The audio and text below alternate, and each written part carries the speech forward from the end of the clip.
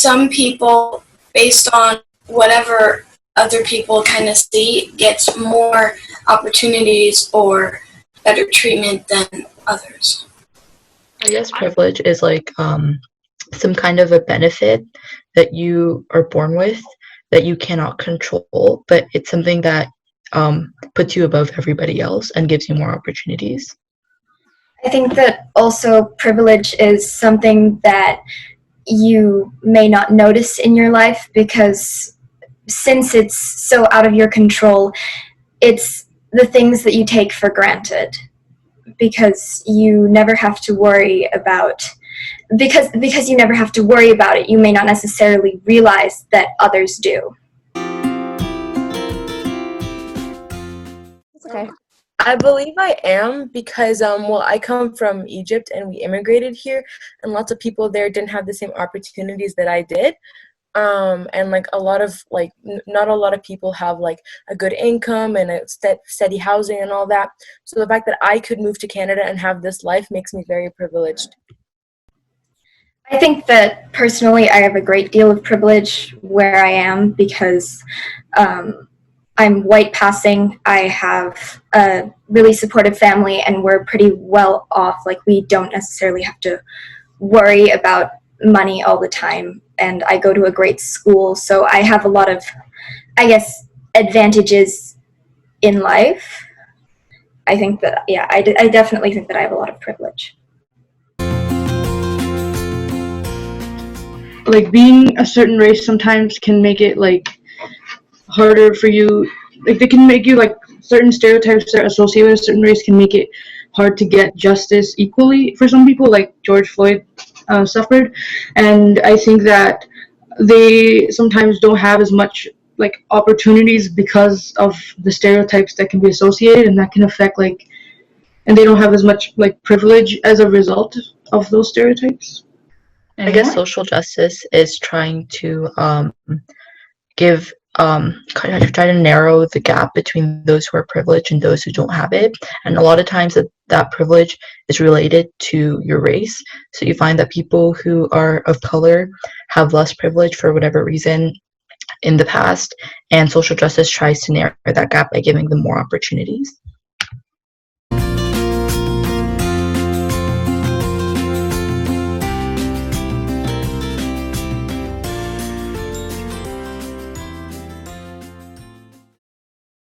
If you have ever been diagnosed with having a physical or mental illness or disability, put one finger down.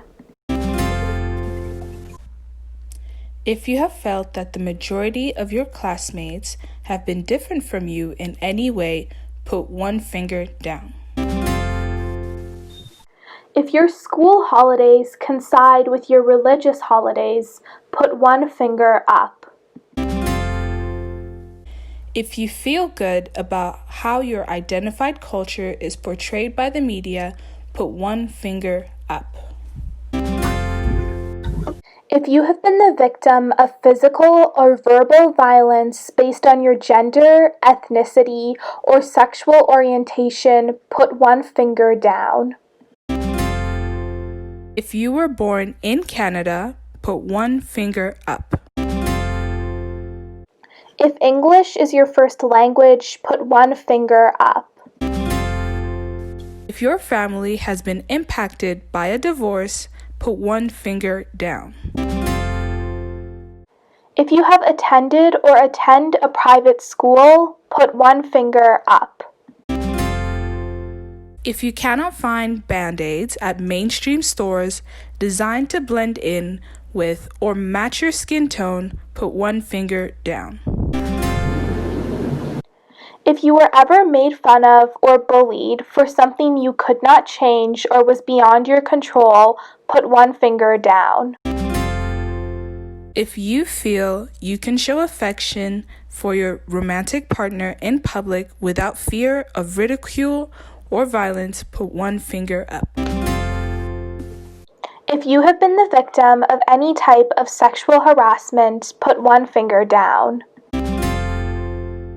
If you can make mistakes and not have people attribute your behavior to flaws in your racial or gender group, put one finger up. If you were ever uncomfortable about a joke related to your race, religion, ethnicity, gender, disability, or sexual orientation, but feel unsafe to confront the situation, put one finger down. If you identify as a white male, put one finger up. If you come from a supportive family environment, put one finger up. If you would ever think twice about calling the police when trouble occurs, put one finger down. If you can see a doctor whenever you feel the need, put one finger up. If you feel comfortable being emotionally expressive and open, put one finger up. If you feel confident that your parents will be able to financially help and support you through university, put one finger up. If one of your parents was laid off or unemployed not by choice, put one finger down. If you go on a family vacation at least once a year, put one finger up. Lastly, if you have ever tried to change your appearance, mannerisms, or behavior to fit in more, put one finger down.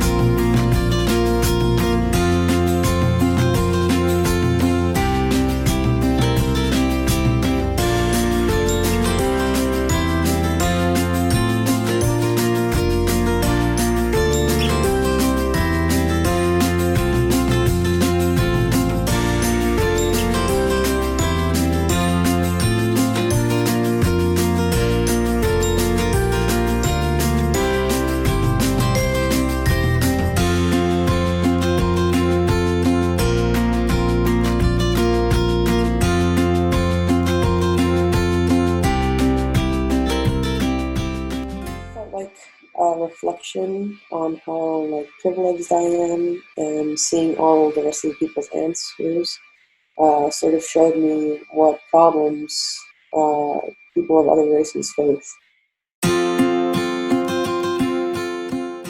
Privilege is very subjective, right? Depending on your ethnic background, your gender orientation, it changes from person to person. So it's not inclusive of everyone who fits under a certain category. That's what I learned. I know in particular for me, I'm lucky enough to have what's considered a Canadian accent, as opposed to my mother, who's also a Chinese Canadian, but has what's called a Chinese accent, right? It impacts the opportunities we have and the community we have around us. Well, I think that something that's interesting is that privilege doesn't necessarily manifest itself in big ways, like your parents being able to cover your college tuition. It can also be small things like being afraid to speak out because of a joke, or trying to find a Band-Aid color that matches your skin. And I think that that's kind of interesting because it shows how deeply ingrained I don't know if you could call it a hierarchy necessarily, but how deeply ingrained the privilege of those who have privilege is within society. I think I agree with what she said. So, at first I thought that I'd probably have a really high number because I've had parents who support me and I've went to a good school. But just small things like the Band-Aid really brought down my number because it's just tiny things that you wouldn't think matter at first, but it really shows you how, like she was saying, how ingrained it is in our society.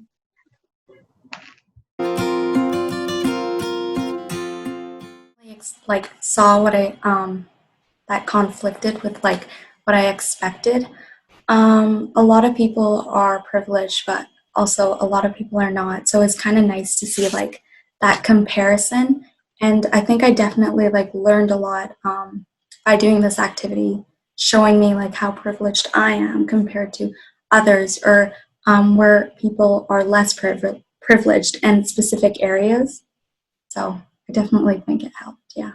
I think I thought they would be higher, but referring back to the last question, seeing how some of the statements were about small things, those brought my numbers down, and it was really eye-opening to see how no matter what background the different volunteers have, their numbers varied.